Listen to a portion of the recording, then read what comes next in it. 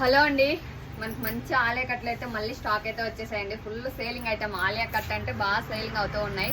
మళ్ళీ రీస్టాక్ అయితే చేయించండి. ఈసారి మంచి రీజనబుల్ ప్రైజెస్ తో వచ్చిందండి. ఓన్లీ జస్ట్ 390 రూపీస్ లోనే వచ్చేసింది.